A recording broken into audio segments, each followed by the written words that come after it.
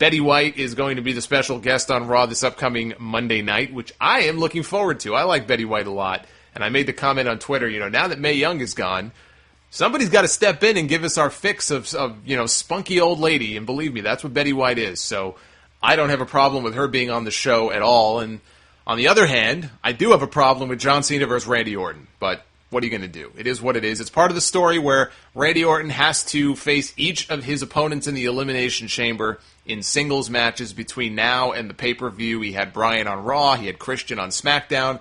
He was going to get John Cena at some point. I guess they want a big main event for L.A.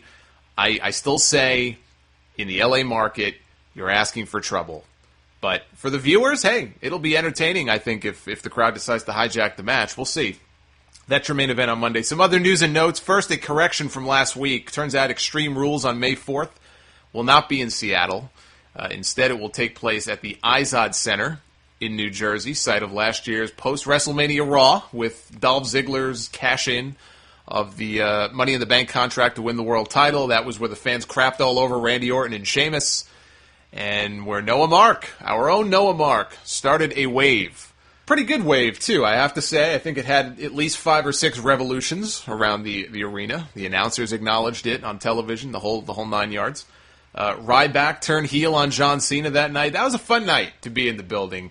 And that crowd actually won a Slammy Award last year. That's how fun that crowd was. And it's funny to me now to see all this talk about crowds hijacking the shows and how disrespectful they are, and how WWE and a lot of the wrestlers, Randy Orton supposedly also very, very upset with these crowd reactions and stuff like that. It's Randy Orton's match more often than not that gets crapped on. I mean, they didn't crap on Orton and Bryan on Monday because of Bryan, I'm guessing. But like I said, Orton and Cena this Monday? I don't know.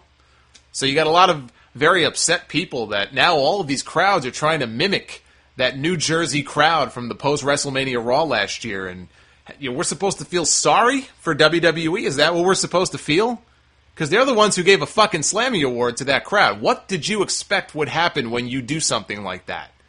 When you glorify it and you give them a fucking Slammy Award, every other crowd in the country is going to want to do the same thing. They're going to say, hey, we could be the next New Jersey crowd. Let's be loud. Let's be stupid. Let's chant for this guy. Let's chant for that guy. Maybe we'll win the award next year. They're all auditioning. They're auditioning to be nominated for a Slammy Award next year. That's not anybody's fault but WWE's fault. You want to point your finger and blame somebody for all that? Blame WWE. I don't feel sorry for them at all.